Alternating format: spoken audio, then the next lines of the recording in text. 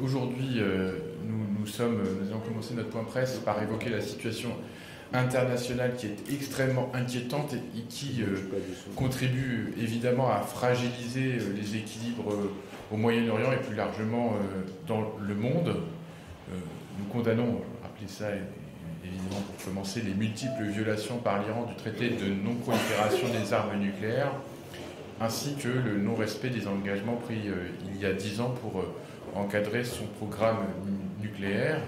Et rappeler que l'Iran est évidemment le régime des mollahs, un régime théocratique, autoritaire, une dictature qui écrase son peuple, le massacre, commet des exécutions de militants politiques, et donc triche là sur son programme d'uranium enrichi sans pouvoir rassurer la communauté internationale sur ses fins civiles et pacifiques. Israël serait évidemment le premier État menacé si l'Iran parvenait à se doter de l'arme atomique, étant donné qu'ils ont déjà exprimé leur volonté de mort à Israël. Donc on peut comprendre le souci d'Israël d'assurer sa propre défense, mais ces frappes israéliennes posent une série de problèmes. Le premier, c'est qu'il y avait des négociations qui étaient en cours entre l'Iran et les États-Unis, et que ces frappes ont conduit à la suspension de ces négociations et pourraient donc avoir un effet contre-productif, en forçant notamment la détermination de l'Iran à se doter de l'arme nucléaire. Ces frappes, par exemple, par ailleurs dites chirurgicales, ne le font pas, puisqu'elles ont des conséquences sur les populations iraniennes civiles. On a des traces de femmes, d'enfants qui n'avaient pas de lien avec le programme nucléaire qui ont été touchés. Et puis aussi, en retour, des conséquences sur les populations civiles israéliennes, avec déjà plusieurs centaines de personnes qui ont été tuées ou qui sont contraintes de se cacher dans les abris. Donc nous avons des inquiétudes extrêmement vives sur les risques d'escalade et d'escalade déjà en cours, et puis évidemment les risques si des sites nucléaires étaient frappés, des conséquences aussi importantes. Ces frappes ont également conduit au report sine die de la conférence sur la résolution pacifique de la question palestinienne qui devait avoir lieu du 17 au 20 juin à l'ONU, alors qu'elle avait pour but de faire progresser l'application des résolutions de l'ONU relatives à la question de la Palestine et à la solution à 2 États, et tracer sans délai une voie irréversible dans le règlement pacifique de la question de la Palestine, la mise en œuvre de cette solution à 2 États. Et la France avait même déclaré que l'objectif serait d'impulser une reconnaissance collective de l'État de Palestine par tous les pays avec des garanties de sécurité pour tous, même si on peut regretter ici que le président de la République ait semblé sur ces derniers jours tergiverser. Voilà, donc du coup vous dire qu'on a 2 régimes, l'un l'Iran qui est évidemment contesté par sa propre opinion publique, et donc ces frappes qui peuvent tuer des dirigeants quand c'est le cas peuvent donner de l'espoir aux populations, mais dès lors qu'elles touchent des civils, ça peut aussi avoir un effet contre-productif. Et d'autres, Netanyahou qui lui aussi est de plus en plus contesté par les conséquences du massacre de la population palestinienne, et donc nous estimons que la France doit appeler l'ensemble de la communauté internationale à la retenue, et on ne peut pas rester simplement spectateur de ce conflit. Israël doit entendre que c'est par la négociation et la diplomatie que nous sortirons de ces tragédies. Voilà. On va passer à un autre sujet qui est non moins explosif mais plus national. Merci Arthur, bonjour à toutes et tous. Je prends le temps aujourd'hui de vous faire un point d'étape concernant l'examen de la PPL Gremillet. En effet, depuis 3 ans, le groupe socialiste réclamait, comme la grande majorité des groupes à l'Assemblée nationale, l'examen d'un projet de loi de programmation énergie et climat, préalable nécessaire à l'actualisation de la programmation pluriannuelle de l'énergie.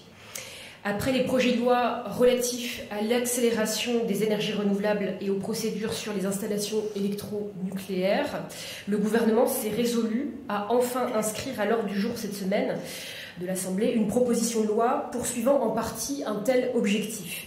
Il s'agit de la proposition de loi sénatoriale dite Gremillet qui porte programmation nationale et simplification normative dans le secteur économique de l'énergie. Nous regrettons à nouveau cette méthode, il faut le dire, substituant ce texte à un projet de loi ad hoc, nous prive d'une base de travail couvrant l'ensemble des enjeux de programmation énergétique, construite de manière précise, de manière cohérente et complétée d'une étude d'impact exprimant la vision du gouvernement lui-même. Cependant, notre groupe, des députés socialistes et apparentés, s'est engagé de manière constructive dans l'amélioration et le recentrage de ce texte. Nous avons notamment, le 4 juin dernier, présenté notre stratégie énergétique qui fait suite à un travail de longue haleine avec des auditions de professionnels, de chercheurs ainsi que d'associations. Notre stratégie, pour être synthétique, repose sur 3 piliers: souveraineté, décarbonation et compétitivité. Notre souveraineté, la défense de notre souveraineté en matière énergétique, c'est un préalable à la préservation du pouvoir d'achat des Françaises et des Français et à la compétitivité de nos entreprises qui passera de manière croissante par la garantie d'un prix de l'énergie accessible à toutes et tous et plus bas que nos concurrents. Le nouvel ordre mondial, en outre, représente une opportunité pour enfin réellement engager la transition énergétique et écologique dans notre pays, faisant coïncider au travers de la décarbonation de nos économies, priorités climatiques et économiques. Nous souhaitons également faire un point ou préciser le fait que nous considérons que les énergies renouvelables constituent la réponse la plus adéquate à ces enjeux de souveraineté et de décarbonation. Elles sont moins coûteuses que les infrastructures nucléaires nouvelles, plus rapidement et aisément déployables. Elles assurent une indépendance énergétique en matière de combustible et elles offrent une très faible empreinte carbone. Nous proposons une diversification de ces énergies, mais également un développement massif des capacités de stockage d'énergie. Malheureusement, le déploiement de ces énergies renouvelables a pris un retard considérable, faisant de la France le seul État membre à ne pas avoir atteint ses objectifs en la matière. Dès lors, le lancement d'un nouveau programme électronucléaire apparaît nécessaire afin de prévenir la survenue de l'effet falaise que constitue le calendrier de sortie d'exploitation des réacteurs du parc nucléaire historique et d'assurer la sécurité d'approvisionnement et la stabilité de notre réseau. Nous proposons ainsi la construction de 8 réacteurs qui permettent d'apporter les avantages du nucléaire à notre mix, à savoir stabilité, prévisibilité et pilotabilité, en laissant les renouvelables former le gros du prix final avec le nucléaire historique plus récent. Nous avons décliné ces propositions dans nos amendements à la loi Grémillet, en commission et en séance. Rappelons également que nous avons des objectifs en matière d'éolien en mer, mais aussi l'enjeu de prioriser le photovoltaïque plutôt que du solaire au sol ou de l'agrivoltaïsme. Cependant, à travers cette loi Grémillet, plusieurs sujets demeurent en chantier en vue de l'examen en séance publique, les droites et l'extrême droite étant tentés de sacrifier les énergies renouvelables pour lancer un nouveau grand programme électronucléaire. Nous avons proposé la semaine dernière une voie de compromis à Antoine Armand, rapporteur de cette proposition de loi, assis sur un développement important des énergies renouvelables et la relance d'un programme électronucléaire de transition. La droite et le gouvernement sont désormais face à leurs responsabilités pour la séance.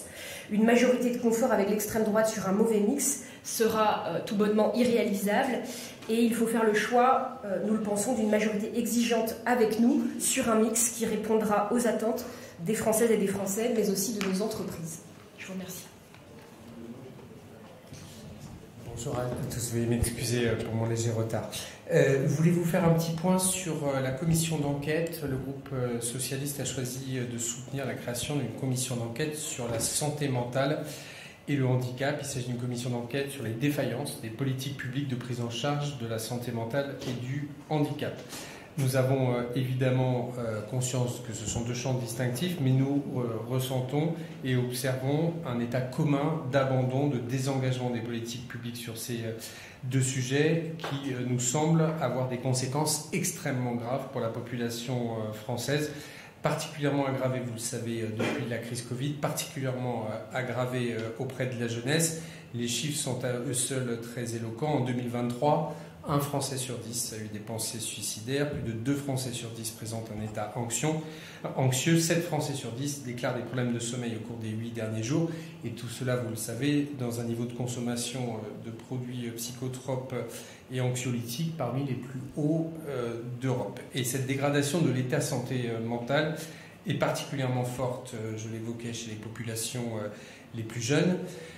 Il faut savoir que la psychiatrie, notamment en hospitalisation, connaît une grave crise en France depuis maintenant plusieurs années, avec une baisse continue des moyens de prise en charge.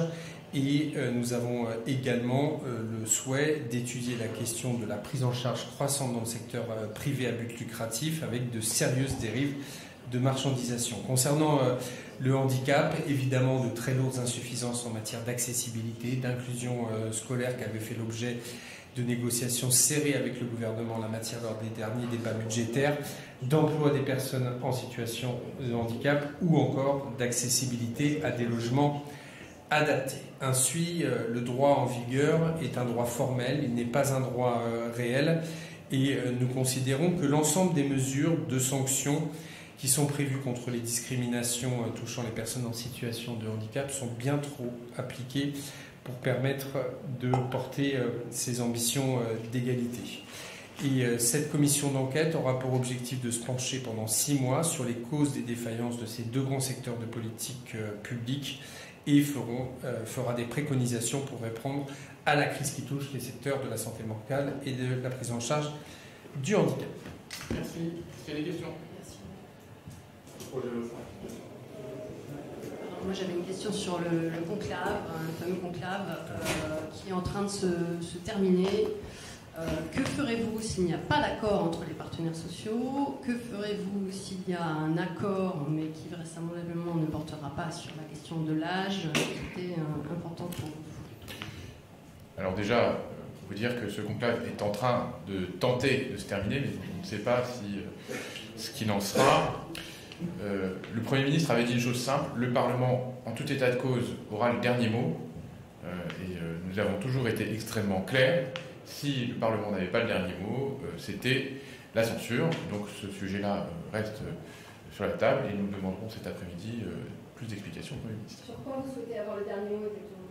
Le Parlement doit avoir le dernier mot, à la fois sur l'issue du conclave, mais aussi plus largement sur la remise sur le chantier d'une réforme des retraites. Nous, on n'acceptera pas que le Parlement ne puisse pas se prononcer sur les retraites plus largement, y compris sur les évolutions d'âge. Mais ça, voilà, on verra ce qui aboutit du conclave, et si ça n'aboutit pas, de toute façon, voilà, nous demanderons un retour au Parlement. Donc même s'il n'y a pas d'accord, vous demandez... Ah oui, on a toujours été extrêmement clair sur ce sujet. Le retour au Parlement de quoi? Un retour d'une réforme des retraites et d'une capacité à faire évoluer le système.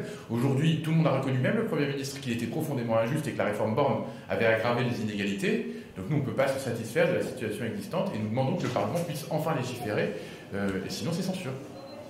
Et puis on va arrêter les 31. Oui, mais censure, le Rassemblement national a d'ores et déjà dit, excusez-moi, Elisabeth Bidot d'Agence Recruteur, le Rassemblement national a d'ores et déjà dit que lui, s'il votait une censure, ce serait sur un budget, donc en septembre. Donc si vous déposez une motion de censure maintenant, elle est vouée à l'échec. Depuis quand on prend nos positions par rapport au Rassemblement national? En tout cas, à quoi servirait une motion de censure maintenant qui serait vouée à l'échec? À quoi ça servirait? Je veux dire, à censurer le gouvernement. Voilà.